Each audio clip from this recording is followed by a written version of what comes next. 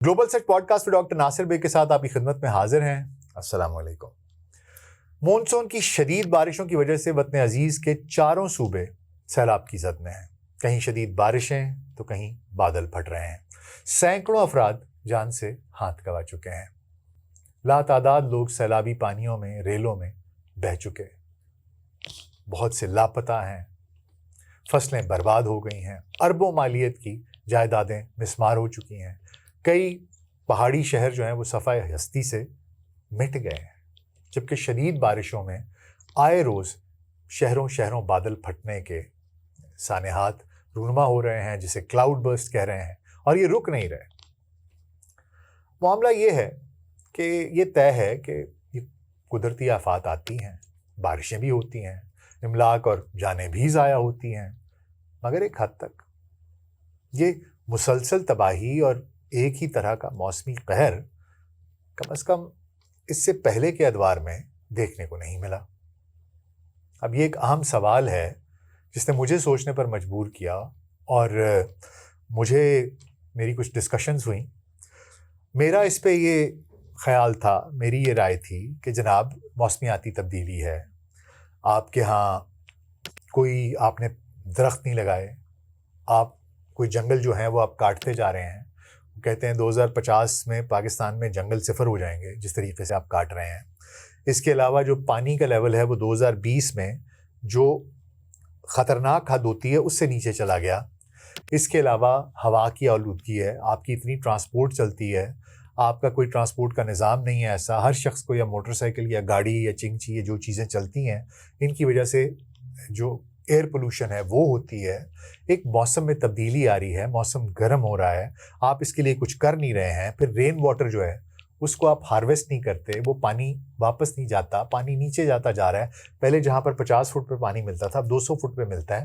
ये सारे के सारे मामलात इन्होंने मिलकर आपके मौसम को इस तरीके से मुतासर किया है कि आपके टेम्परेचर्स हाई हो गए हैं, दर्जा हरारत में इजाफा हो गया है, जिसकी वजह से ग्लेशियर्स पिघलते हैं। ग्लेशियर्स पिघलते हैं तो सैलाब आता है, और जब बारिश होता है तो पानी आता है, और ज़्यादा बारिश होता है तो ज़्यादा पानी आता है। तो ये तो होगी जनाब साइंस।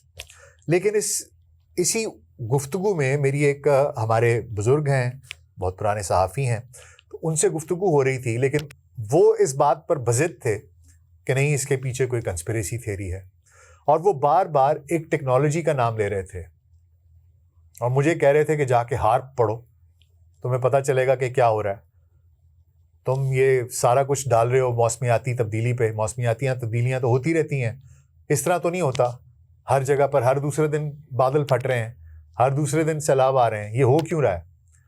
ये इस तरह नहीं है। उन्होंने मुझे कन्विंस करने की कोशिश की जनाब कि हार्प टेक्नोलॉजी जो है वो इस चीज़ की जिम्मेदार है, और उन्होंने मुझे कहा कि जाओ जाके इसके बारे में पढ़ो और फिर देखो कि ये क्या है। तो मैंने कहा जनाब ठीक है, तो हुक्म की तामील की और जाके हार्प टेक्नोलॉजी के ऊपर पढ़ा। तो अब मैंने सोचा कि ये चीज़ आपसे डिस्कस करूं। मेरा नुक्ता नज़र ये है कि जनाब मौसमियाती तब्दीली है, इसकी वजह से ये सब कुछ हो रहा है। जबकि जो बुजुर्ग हैं हमारे वो कहते हैं कि नहीं, ये हार्प टेक्नोलॉजी की वजह से हो रहा है। अब मैं आपको हार्प टेक्नोलॉजी जो मैंने समझ में आई है वो आप तक पहुंचा देता हूं, आप उसको भी सुन लीजिए। मौसमियाती जो तगय्युर है उसकी वजह क्या, हमारी ये जो पोल्यूशन बढ़ रही है, ये जो माहौलियाती आलूदगी है, ये है कि हार्प है, ये मैं फैसला आप पे छोड़ता हूँ। तो आइए आगाज़ करते हैं। अच्छा, आप जानते हैं कि खुद पाकिस्तानी हुकूमत भी ये कहती है और आलमी सतह पर भी ये बावर किया गया है कि पाकिस्तान मौसमी तब्दीलियों की फहरिस्त वाले ममालिक में कुछ ऊपर के नंबरों में, पहले नंबरों में आता है। मगर ये वाज़े नहीं किया गया कि कौन सी मौसमी तब्दीलियाँ हैं। पहले तो पाकिस्तान के खुसूसन शहर लाहौर और कराची को इसमें कहा गया कि जी ये जो वो एयर क्वालिटी इंडेक्स है, एयर AQI है, वो इसका बहुत ज़्यादा, इसका मतलब है कि आपकी जो फ़िज़ा है वो बहुत ही आलूदा है। और कराची में भी यही कहा गया। लेकिन लोग ये कहते हैं कि जनाब स्पेन का जो शहर है मैड्रिड, उसमें भी ये सब कुछ होता है। फिर ये लोग कहते हैं कि जी गंदगी वो कहते हैं जी कि जितनी भारत में है, अफ्रीकी ममालिक में है, उतनी गंदगी तो पाकिस्तान में नहीं है। वो कहते हैं तीसरा ये है कि ठीक है, पाकिस्तान में दरख्त काटे जाते हैं, यहाँ पर जंगलात कट गए हैं, लेकिन इतने भी कम नहीं हैं कि ऑक्सीजन ही नहीं मिल रही। और रकबे के लिहाज से वो कहते हैं कि जी 25% दरख्त ना होना ये इतना बड़ा सबब नहीं हो सकता कि इतनी बड़ी मौसमियाती तब्दीलियाँ हो जाएं। मेरे ख्याल में पड़ता है, लेकिन जो नुक्ता नज़र है वो ये है, जो अहबाब ये कहते हैं कि जी ये हार्प की वजह से हो रहा है, वो कहते हैं कि जी इतना फ़र्क नहीं पड़ता। तो फिर हो क्या रहा है? उनका नज़रिया ये है कि जी पाकिस्तान में ये जो बदतरीन सैलाब और कुदरती आफात हैं ये आ रही हैं, जो अचानक सैलाब आ जाता है ये, और ये जो पाकिस्तान में हालिया बारिशें हैं, इनके पीछे वो कहते हैं कि जी कोई साजिश लगती है हमें। जैसे मैंने बताया फ़ैसला आपने करना है, तो आइए पहले बता देते हैं कि ये है क्या, हार्प है क्या। वो कहते हैं कि जी ये जो आलमी साम्राज्य है ये ग्लोबल मौसमों को कंट्रोल कर रहा है और इसके मकासद हैं ख़ास जिसको वो पूरा करना चाहते हैं। और फिर वो बात करते हैं जनाब हार्प की। तो हार्प क्या है? High frequency active auroral research programme, this is HAARP. इसका मुख्तसर हार्प कहा जाता है इसे। अब बेसिकली इस तरह है कि हमारी जो कुर्रा अर्ज़ के ऊपर की फ़िज़ा है उसको डिफरेंट लेयर्स में बांटा हुआ है, ठीक है।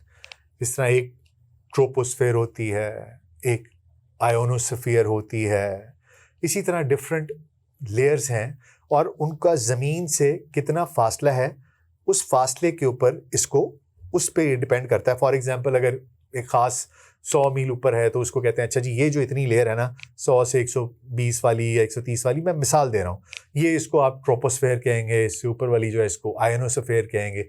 इस तरीके से मुख्तलिफ ये लेयर्स हैं, इनको नाम दिए गए हैं। अच्छा, ये मैं आपको अभी बताता हूँ कि आगे है क्या कहानी। दरअसल ये जो आयनोस्फेयर है ये दरअसल ऊपर जो कुर्रा हवाई है इसकी सबसे ऊपर वाली तह है। The uppermost layer is known as ionosphere. और यहाँ पर हवा जो है वो बहुत हल्की होती है और ज़्यादातर जो मॉलिक्यूल्स हैं वो खला से आने वाली रेडिएशन के साथ वो तामुल की वजह से आयनाइज हो जाते हैं और वो आयंस की शक्ल में मौजूद होते हैं। अब ये कुदरत का बनाया हुआ एक निज़ाम है। अब वहाँ चार्ज पार्टिकल्स की मौजूदगी की वजह से जो आयनोस्फीयर है वो रेडियो कम्युनिकेशन, खुसूसन लॉन्ग रेंज कम्युनिकेशन पर असरअंदाज होती है। अगर पुराने ज़माने में, अब नई नस्ल को तो नहीं पता, पुराने ज़माने में अगर आपने देखा हो तो वो आप रेडियो लगाते थे, वो शॉर्ट वेव मीडियम वेव वाले जो रेडियो होते थे, तो उसमें आपने देखा होगा कि बहुत दूर दूर के स्टेशंस, पता नहीं कहाँ सैकड़ों किलोमीटर दूर के स्टेशंस भी आप पकड़ लेते थे। तो उसकी वजह ये थी कि वो डायरेक्टली लाइन ऑफ साइट के ऊपर काम नहीं करता था। वहाँ से उन्होंने बहुत बड़े बड़े ट्रांसमीटर्स लगाए होते थे और बहुत बड़े बड़े एंटेनाज होते थे और वो कॉम्प्लेक्स एंटेनाज थे, उनकी डिफरेंट स्ट्रक्चर्स होते थे और वो जो रेडियो वेव्स हैं, जो इलेक्ट्रोमैग्नेटिक वेव्स हैं, उनको आयनोस्फीयर के ऊपर डायरेक्ट करती थी। और आयनोस्फीयर क्योंकि ऑलरेडी चार्ज है तो वहाँ से रिफ्लेक्ट होके वो वेव्स आप तक पहुँचती थी, इसलिए सैकड़ों किलोमीटर दूर भी आप रेडियो के ऊपर उनकी गुफ्तगू सुन सकते थे और उनके प्रोग्राम से महसूस हो सकते थे। अच्छा, लेकिन इस लेयर का मज़ीद मुतालिया जो है, ये सोचा गया कि जनाब इसका मज़ीद मुतालिया करना चाहिए, we can use it for more than just long range radio communication. लेकिन मामला कुछ यूँ था कि यहाँ पर फ़िज़ा जो है वो इंतहाई लतीफ़ है, जिसकी वजह से वहाँ कोई गुब्बारा नहीं भेजा जा सकता क्योंकि वो वहाँ पहुँचने से पहले ही फट जाएगा। इसी तरह वो कुर्रा हवाई जो है इसकी तह का मुतालिया किसी मसनूई सैयारे या आर्टिफिशियल सैटेलाइट के ज़रिए भी नहीं किया जा सकता क्योंकि वहाँ इतनी फ़िज़ा ज़रूर मौजूद है जो किसी भी मसनूई सैयारे को रगड़ या ड्रैग या फ्रिक्शन की वजह से बतदरीज आहिस्ता करके अपने मदार से नीचे धकेल देती है। इन वजूहात की बिना पर कुर्रा हवाई का ये जो इस तह का मुतालिया, इसको करने के लिए हार्प जैसे प्रोग्राम की मदद ली गई और कहा गया कि ये एक प्रोग्राम शुरू किया जाए। अब ये क्या है? दरअसल ये अमरीकी तहकीकी मंसूबा था और ये मंसूबा सन 1993 में शुरू हुआ और अलास्का में इसकी एक बहुत बड़ी रिसर्च फैसिलिटी है जो कि कायम की गई। अलास्का रियासत मुत्तहिदा अमरीका की 49वीं रियासत है और शुमाल मगरबी अमरीका का एक यख बस्ता इलाका है। अमरीका ने 1867 में $72 लाख के एवज रूस से ख़रीदा था। अलास्का शुमाली अमरीका के शुमाल मगरबी सिरे पर एक गैर मुत्तसिल अमरीकी रियासत है जिसकी सरहद मशरक़ में ब्रिटिश कोलंबिया और यूकन कनाडा से मिलती है और ये आबनाए बेरंग में रूस के चकोटका खुद मुख्तार इलाके के साथ मगरबी समुद्री सरहद का इश्तराक करता है। आर्कटिक ओकियानूस के चिचकी और बेफोर्ट समंदर जो कि शुमाल में है और बहरुल काहिल जुनूब में इसके वाक़ है। इसकी ख़रीदारी पर इब्तदा में बहुत से अमरीकी नाक़दीन ने इसे कहा कि जी एक फजूल ख़रीदारी है। इस प्रोग्राम में बहरहाल वो तो कहानी हो गई, लेकिन इस प्रोग्राम में मुश्तरका तौर पर अमरीकी फ़िज़ाइया, अमरीकी बहरिया, यूनिवर्सिटी ऑफ अलास्का और डारपा जो इनका डिफेंस रिसर्च और एनालिसिस का जो विंग है वो उन्होंने सरमायाकारी की है। और बताया गया है कि इसका मकसद दरख्तों की ये जो बेदरीक कटाई है, जंगलात का सफाया है, सनती फैक्ट्रियों की कसरत है, बारूद और केमिकल्स का इस्तेमाल है, ये सब कुछ जो है ये मौसमों पर असरअंदाज हो रहे हैं और इसकी वजह से जो कुर्रा अर्ज़ को इन मुज़मरात से महफूज रखना चाहिए, इस वजह से इन्होंने ये प्रोग्राम शुरू किया। अब ये जो हाप टेक्नोलॉजी है, इसके दिफा में जो लोग बोलते हैं वो माहिरीन का ये मानना है कि इस टेक्नोलॉजी का मकसद रिसर्च है, ज़मीन और खला के ताल्लुक, रेडियो सिग्नल्स और कम्युनिकेशन सिस्टम्स को समझना है। इसके ये अहम मकासद बताए जाते हैं। ताहम ये भी कहा जाता है कि इसके मिलिट्री पहलू भी हैं, चूँकि अमरीकी फ़िज़ाइया, बहरिया और डारपा वो इस मंसूबे के शरीक हैं, इसीलिए इसके ऊपर मुतफर्रक मुख्तलिफ़ किस्म के नज़रियात मशहूर हुए हैं। बाज़ रिपोर्टों में दावा किया गया है कि इसका मकसद जहनों पर कंट्रोल करना है, जबकि बाज़ दीगर हलकों के मुताबिक इसका मकसद उफ़क़ पर उसको कंट्रोल करना है, आपके हॉरिज़न को कंट्रोल करना है, बारिशों को बरसाने के लिए, बिजलियां गिराने के लिए, बर्फ़बारी करवाने के लिए, ज़लज़ले करवाने के लिए, ये सारे के सारे काम इस टेक्नोलॉजी से लिए जा रहे हैं।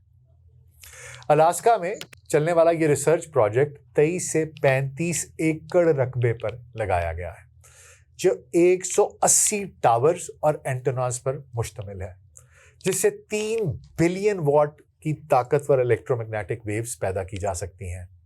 हाप high frequency active auroral research programme है,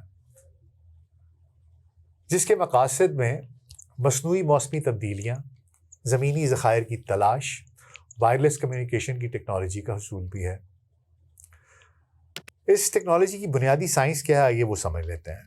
जैसे कि मैंने आपको बताया कि ज़मीन के ऊपर फ़िज़ा के मुख्तलिफ़ तहों को उनको मुख्तलिफ़ नाम दिए गए हैं और उसको ये जो आपके ऊपर एटमॉस्फेयर है उसको आपने मुख्तलिफ़ तहों में डिवाइड किया हुआ है इस एटमॉस्फेयर को, ठीक है। जिस तरह मैंने आपको बताया था ट्रोपोस्फेयर है, इस तरह ये एक आइनोस्फेयर है।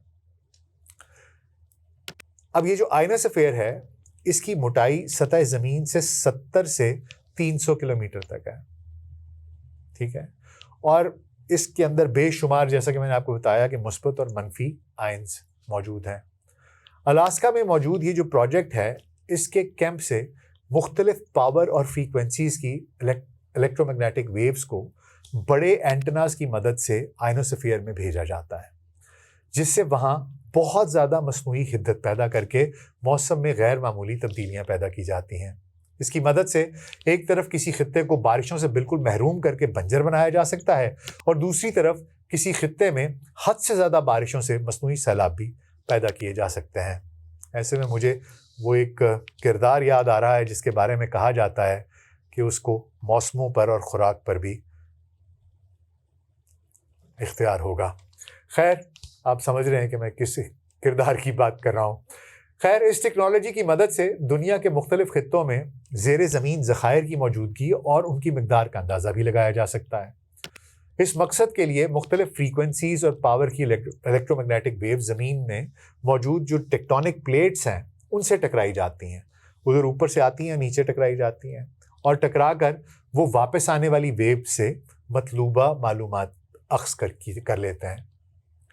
तेल, गैस और दूसरे ज़ेर ज़मीन ज़खायर उनकी तलाश के लिए भी भेजी जाती हैं ये वेव्स, लेकिन उनकी एनर्जी मुख्तलिफ होती है और उनकी फ्रीक्वेंसी भी मुख्तलिफ होती है। इसीलिए इन वेव्स की मदद से ज़ेर ज़मीन ऐसी जगह जहाँ ज़लज़ले के इम्कानात पहले से मौजूद हों उनको ट्रिगर भी किया जाता है। इस प्रोजेक्ट की मदद से आइनोस्फीयर के दर्जे हरारत को बहुत ज़्यादा बढ़ा दिया जाता है, जिससे extremely low frequencies ELF waves पैदा करके उनका रुख ज़मीन की तरफ मोड़ दिया जाता है। ये ELF वेव्स की खासियत ये है कि वो हज़ारों मील का फासला तय करने के बावजूद फैलती नहीं हैं, यानी उनमें डाइवर्जेंस नहीं होती, उनका फोकस ख़त्म नहीं होता और वो अपनी तवानाई जो है वो ज़ाया नहीं करती। इसलिए उनकी मदद से एनर्जी को बहुत ही बड़ी मिकदार में, बहुत हाई पावर में ज़मीन से फ़िज़ा के कुछ हिस्सों पर फोकस करके मुंतकिल किया जा सकता है, टारगेट किया जा सकता है। और इस वजह से बहुत ज़्यादा दर्जा हरारत का प्लाज्मा, जो कि मादा की चौथी शक्ल है, जो बहुत ज़्यादा आयंस और इलेक्ट्रॉन्स पर मुश्तमिल होती है, वो पैदा किया जा सकता है। इससे जंगलों में आग लगाई जा सकती है, उड़ते जहाज़ के इंजन्स को डैमेज किया जा सकता है और ग्लेशियर्स को मसनूई तौर पर पिघलाकर सैलाब पैदा किए जा सकते हैं। इसके अलावा इंसानी जहन और दिल बहुत कम फ्रीक्वेंसी की वेव्स पैदा करते हैं, क्योंकि इस टेक्नोलॉजी से इनडायरेक्ट तरीके से ELF वेव्स पैदा की जा सकती हैं। इसलिए बायोफिजिसिस्ट का कहना यह है कि अगर ज़मीन या फ़िज़ा में बहुत बड़े पैमाने पर इन वेव्स का इस्तेमाल किया गया तो इंसानी जहन और दिमाग को मुतासर कर सकती हैं, जिसके नताइज इंसानी सेहत के लिए ख़तरनाक साबित हो सकते हैं।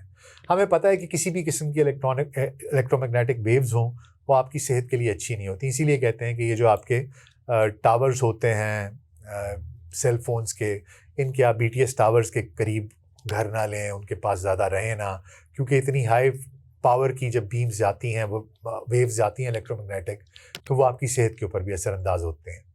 बहरहाल चले आइए अब एक नज़र डाल लेते हैं कि इस टेक्नोलॉजी के इस्तेमाल से इंसानियत को क्या मुमकिन ख़तरात लाहक हो सकते हैं। क्योंकि इस प्रोजेक्ट को अमरीकी डिफेंस अथॉरिटी की माली मुआवनत हासिल है, इसलिए इस प्रोजेक्ट से हासिल होने वाली टेक्नोलॉजी का इसी इदारे के पास होना भी यकीनी बात है, जो इसका इस्तेमाल अपने किसी भी बैनुल-अक़वामी सियासी, माशी और मिलिट्री मकसद के उसूल के लिए कर सकती है।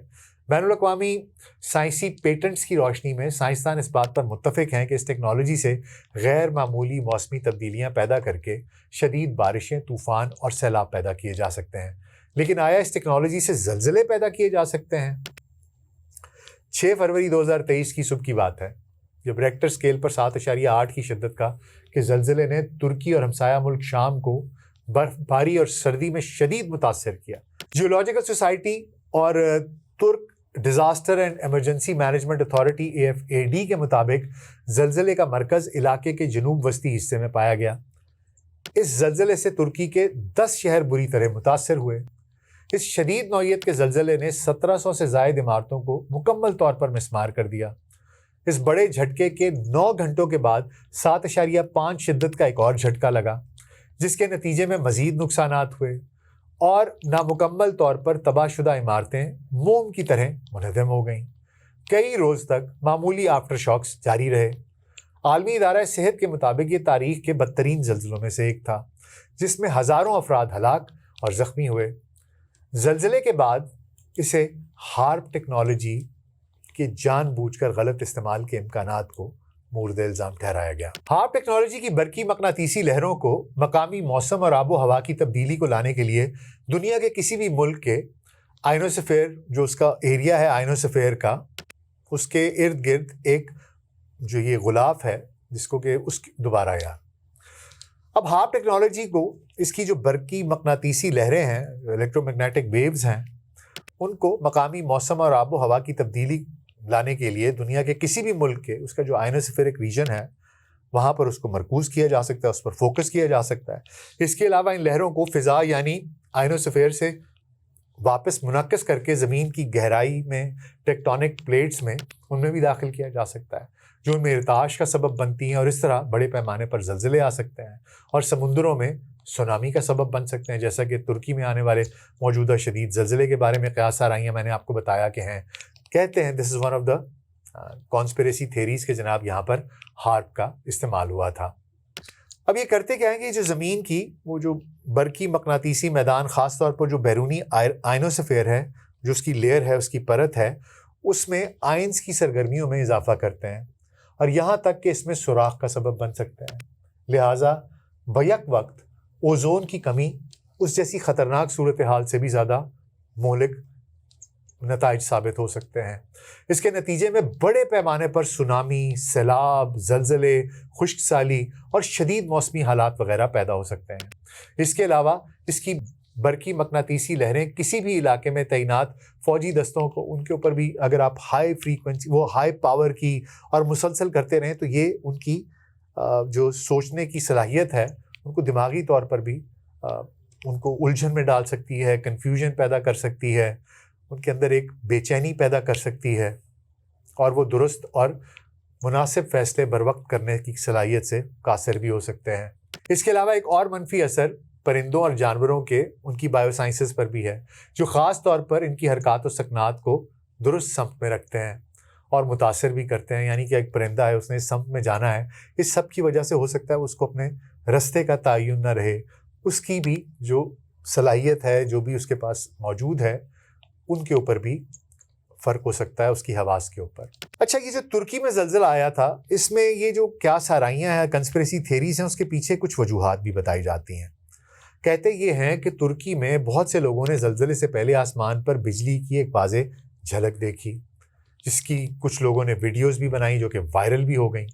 और ज़लज़ले के औकात-ए-कार और मुल्क व ख़ित्ते की जोग्राफियाई सियासी सूरत हाल की वजह से भी शकूक व शुबहात मज़ीद पैदा होते हैं, क्योंकि हॉलैंड के कुछ थिंक टैंक्स जो कि 3 फरवरी 2023 से ख़ित्ते में इन बड़े वाक़यात की पेशगोई कर रहे थे और उनके मुताबिक अगले मरहले में चीन, पाकिस्तान, ईरान, अफ़गानिस्तान, नेपाल में भी इस तरह के ज़लज़ले, उधर भी इस तरह के ज़लज़ले आ सकते थे और ये एक परेशान कुन मामला था। लिहाजा उन्हें हर तरह से तैयार रहने की तंबीह की जाती है। इस हकीकत को भी नज़रअंदाज नहीं किया जा सकता कि मज़कूरा ज़लज़ले ने ख़ित्ते के दीगर ममालिक शाम, उर्दन, लबनान, कब्रस को मुतासिर किया है, जैसे कि ज़लज़ले आमतौर पर करते हैं कि हमसाया ममालिक पर भी असरअंदाज होते हैं। लेकिन एक तकनीकी नुक्ता ये भी काबिल तवज्जो है कि ज़लज़लों के आफ्टर शॉक्स सिर्फ उन्हीं फॉल्ट जोन्स में आने चाहिए थे जिन फॉल्ट जोन्स में पहला ज़लज़ला आया था, लेकिन हैरत अंगेज़ तौर पर तमाम आफ्टर शॉक्स ख़ित्ते के नए फॉल्ट जोन्स में आए, जो तकनीकी बुनियादों पर मुमकिन नहीं हो सकता। ये भी एक बहुत बड़ा रीज़न था। इसी वजह से दूसरे ममालिक में तो आ रहे हैं, लेकिन वो फॉल्ट जोन भी डिफरेंट है। इसी वजह से इस ज़लज़ले को मुतनाज़ा बताया जाता है और लोगों के शक इस पे बढ़ जाता है कि ये हो ना हो, इसमें कोई गड़बड़ है। अब अगर आप गुज़िश्ता 2 दिहाइयों के दौरान अगर आप गौर कीजिए तो ये जो कुदरती आफ़ात हैं, इनकी शिद्दत में बहुत ज़्यादा इजाफा हुआ है। बाज़ लोग कहते हैं कि ये एक अननेचुरल सा फिनोमेनन दिखाई देता है। मिसाल के तौर पर 2010 में हेटी का ज़लज़ला, फिर 2010 में चिली का ज़लज़ला और सुनामी, 2011 में जापान का ज़लज़ला और सुनामी, 2006 में फ़िलीपींस में बड़े पैमाने पर सुनामी, 2010 और 2023 में पाकिस्तान में आने वाले सैलाब, ये भी फिर 2005 का जो पाकिस्तान में ज़लज़ला आया था। लोग इन सब के बारे में ये क़यास आराइयाँ करते हैं कि कहीं ना कहीं शायद इधर हार्प का इस्तेमाल हुआ है। फिर गुज़िश्ता कई बरस से आलमी सतह पर जंगलात में होने वाली बड़ी आतिशज़दगियाँ, तबाहकुन ज़लज़ले, क्लाउड बर्स्ट और आसमानी बिजलियाँ गिरने के बायस आने वाले जो कातिल किस्म के सैलाब हैं, उन्होंने आलमी सतह पर ख़तरे की घंटियाँ बजा दी हैं। लेकिन माहौलियाती माहिरीन इन तब्दीलियों को मौसमियाती तब्दीलियाँ यानी कि क्लाइमेट चेंज से जोड़ रहे हैं, जो कि मैं भी कहता हूँ। लेकिन अब कंस्पिरेसी थेरिस्ट ये कहते हैं कि जनाब मुतअद्दिद रिपोर्ट्स हैं जो इनके ऊपर शकूक व शुबहात को भी जन्म देती हैं और तक़वियत भी देती हैं कि ये सब वाक़यात जो आलमी सतह पर रूनुमा हो रहे हैं, ये कुदरती आफ़ात नहीं हैं। इधर इसमें कहीं ना कहीं इंसानों का अपना हाथ भी है, उनका अमल दखल भी है। और वो ये कहते हैं कि इसमें हार्प टेक्नोलॉजी का नाम सरे फहरिस्त है। दरअसल मामला ये है कि ज़लज़ले आएँ, क्लाउड बर्स्ट हों, जिस तरह अभी पाकिस्तान में आपको इतना क्लाउड बर्स्ट इससे पहले कभी हमने सुना नहीं था, और इस तरह की बारिश एकदम से आना कि जिसका कि आप कोई उससे पहले कोई अर्ली वार्निंग भी ना दे सकें, ये एक अनयूजुअल किस्म का फिनोमेनन है। और इसी वजह से फिर ये ख़दशात जन्म लेते हैं और ये कंस्पिरेसी थेरीज जन्म लेती हैं। हार्प टेक्नोलॉजी जो है, इसके हक़ में जो लोग बोलते हैं वो कहते हैं कि जनाब ऐसा नहीं, हम तो सिर्फ रिसर्च कर रहे हैं और एनालिसिस कर रहे हैं और रेडियो सिग्नल्स, कम्युनिकेशन सिस्टम्स को और खला को और ज़मीन के दरमियान जो इसका ताल्लुक़ है उसको। दरअसल ये जो हार्प रेडियो स्टेशन अलास्का में है, इसमें 180 एंटेनास लगाए हुए हैं, 180, जो तकरीबन 72 फुट ऊंचे हैं। इन सब एंटेनास को इस तरतीब से जोड़ा गया है कि ये तमाम एंटेनास से निकलने वाली शुआएं अलग अलग शुआओं को भेजने की बजाय एकजुट ताकतवर शुआ को भेजने का काम करती हैं। दरअसल मैं अब क्योंकि टेलीकॉम इंजीनियर हूँ, तो मैं ये जो एक एंटेना थ्योरी है, इसमें होता ये है कि ये जो मुख्तलिफ आपको लगता है ऐसे है कि 180 एंटेनाज हैं, ये पोल्स लगे होते हैं, और ये एक्चुअली आप किस कन्फिग्रेशन में यूज़ कर रहे हैं ये बताता है कि आपके एंटेना की जो रेडिएशन पैटर्न है वो क्या होगा। और आप रेडिएशन को डायरेक्ट कर सकते हैं, किस सम्प में भेजना है ये भी डायरेक्ट कर सकते हैं, कितना फोकस रखना है वो भी आप डिसाइड कर सकते हैं, और ऑफ कोर्स आप पावर तो कंट्रोल कर सकते हैं। तो इसलिए ये जो इतना आपको लग रहा है कि ऐसा है, तो ये इतने टावर्स जो हैं 180 टावर्स लगे हुए हैं, एंटेनाज हैं, ये बेसिकली कॉम्पोजिट एंटेना है जिसमें कि ये सारे के सारे इस्तेमाल होते हैं, और आपको जिस तरह का रेडिएशन पैटर्न चाहिए होता है, आपने जिस सम्प में भेजना होता है और जितनी पावर का भेजना होता है वो आप इससे भेज सकते हैं। ये जो सब एंटेनाज हैं, मैं आपको जैसे बता रहा हूँ कि एक बड़े एंटेना के तौर पर काम करते हैं। ये एंटेनाज फ़िज़ा में बहुत बड़े बड़े पोल्स होते हैं जिनके ऊपर केबल्स लगी होती हैं, और ये बेसिकली एक ख़ास टोपोलॉजी में लगाई जाती हैं जिससे कि एक ख़ास किस्म का रेडिएशन पैटर्न जनरेट किया जा सकता है। कहा यह जाता है कि ये एंटेनाज फ़िज़ा में टनों के हिसाब से एनर्जी भेज सकता है। जैसे कि ELF वेव्स हैं, मैंने आपको बताया था एक्सट्रीमली लो फ्रीक्वेंसीज़ हैं, ये फ़िज़ा में 3.6 मिलियन वॉट्स की ताकत वाली शुआएं भी भेजने की कैपेबिलिटी रखते हैं, ये दावा किया जाता है, या ये कंस्पिरेसी थेरिस्ट कहते हैं, जो किसी भी उड़ते हुए जहाज़ को भी नुकसान पहुंचा सकती है। कहते हैं कि ये जो हाप है, ये अलास्का के स्टेशन से निकलने वाली शुआओं की मिकदार आम रेडियो स्टेशन के मुकाबले में 72,000 रेडियो स्टेशन जितनी होती है। इतनी ताकतवर उसकी शुआएं होती हैं। यानी ये हाप का सिर्फ एक स्टेशन ही अंदाज़न 36 लाख वॉट की शुआओं को फ़िज़ा में भेज सकता है, जबकि आम रेडियो स्टेशन से निकलने वाली शुआएं यही लोगों के उनकी सेहत के लिए मुनासिब नहीं होती। उनको कहते हैं कि आपके जहन के ऊपर भी असर डालते हैं, आपके जहाज़ के नेविगेशन सिस्टम्स को डिस्टर्ब करते हैं। तो आप खुद ही सोच लीजिए कि ये क्या कर सकते होंगे। मिलिट्री माहिरीन जो हैं उनका कहना है कि जो हाप टेक्नोलॉजी है उसका ये स्टेशन या आयनोस्फीयर का उसका रवैया और क्या क्या होता है वहाँ पर उसको जांचने के लिए इसलिए बनाया गया है, और इससे सिविलियन और मिलिट्री दोनों काम लिए जाते हैं। अब सोचने की बात यह है कि मिलिट्री इससे क्या फ़ायदा उठा सकती है। ज़ाहिर है कि मतलूबा मकाम पर कोई तबाही मचानी है या वहाँ कोई ऐसा केओस क्रिएट करना है, तभी आप उसको इस्तेमाल करेंगे। साइंसदानों की एक रिपोर्ट के मुताबिक हार्प फ़िज़ा में इतनी ज़्यादा मिकदार में एनर्जी भेजकर फ़िज़ा को गर्म करता है और वो कहते हैं कि ये करता जा रहा है कि ये मौसम में जो तब्दीलियां हैं ये उसका बायस भी बन रहा है। एक बहुत बड़ा रीज़न ये भी है जो ELF वेव्स को भेजने और उससे सिर्फ मौसमियाती तब्दीली का वो कहते हैं ये जो काम लिया जा रहा है उसकी वजह से भी ये मौसमियाती तब्दीलियाँ हो रही हैं और ये परमानेंट तब्दीलियाँ हो रही हैं, वो ये कहते हैं। और कहा यह जा रहा है कि ये शुआएँ जो हैं ये फ़िज़ा में मौजूद जो आयन्स हैं वो और ये जो आयनोस्फीयर है इसकी लेयर्स को ऊपर उठाने का काम कर रही हैं, जिसकी वजह से जो बाकी की लेयर्स हैं वो भी अपनी जगह से शिफ्ट हो रही हैं, हट रही हैं। इसकी वजह से एक परमानेंट मौसमियाती तब्दीली का बायस बन रही हैं ये सब की सब। हार्प टेक्नोलॉजी के ख़िलाफ़ मुख्तलिफ अतराफ़ से बहुत से लोगों की बहुत सी कंस्पिरेसी थेरीज़ हैं और वो इसके ऊपर बात करते रहते हैं। जब भी क्लाइमेट चेंज की बात होती है तो ये जो हार्प टेक्नोलॉजी के मुखालिफ लोग हैं जो इसके ख़िलाफ़ बोलते हैं वो इसके बारे में आकर बोलना शुरू कर देते हैं और वो कहते हैं कि जी इस प्रोग्राम को आपको बंद करना चाहिए। और लेकिन मामला कुछ यूँ है कि ये जो हार्प है ये अलास्का के अलावा इस जैसे और भी कई जगहों पर तैयार किए जा रहे हैं। ट्रांसमीटर्स दुनिया भर में लगाने का प्लान है। अगर इससे फ़ायदा नहीं है, लोग कहते हैं आपने सिर्फ टेस्टिंग ही करनी है, तो आप इसको एक्सपैंड क्यों कर रहे हैं? इसकी एक्सपेंशन जो है वो मज़ीद ख़तरनाक है। दरअसल कहा यह जाता है कि जो रिपोर्ट्स हैं उनके मुताबिक कि छोटे बड़े 20 के करीब मुख्तलिफ मकामात पर ये स्टेशंस बनाए गए हैं। इस तरह रूस में वॉसल्सरोस्की में है, इसी तरह ट्रोम्सो नॉर्वे में है, और सिर्फ यही नहीं बल्कि इस तरह के कई ट्रांसमीटर्स पूरी दुनिया में मुख्तलिफ मकामात पर लगाए गए हैं जो अगर एक साथ काम करें तो सोचें कि किसी भी जगह के उधर जो मौसमी असरात हैं, जो वहाँ पर तगय्युर है वो लाया जा सकता है, मौसम में तब्दीली लाई जा सकती है। तो मामला कुछ हुए हैं जनाब के ये सारी की सारी कहानी है। इसमें बहुत सी क्या साराई है इसमें, बहुत सी और कोई ऐसी एज सच आपको किसी जगह पर कोई मुस्तनद इंफॉर्मेशन मिलती नहीं है। मैंने कोशिश की, मुझे जहाँ जहाँ से मिली, आई एम होपिंग कि ये इंफॉर्मेशन करेक्ट है, लेकिन ये सारी की सारी हाफ टेक्नोलॉजी के ऊपर जो मुझे मिली इंफॉर्मेशन वो मैंने आप तक पहुँचा दी। मेरा अभी भी ये ख्याल है कि ये बहुत दूर की कौड़ी है और ये एक बहुत बड़ी कंस्पिरेसी थ्योरी है।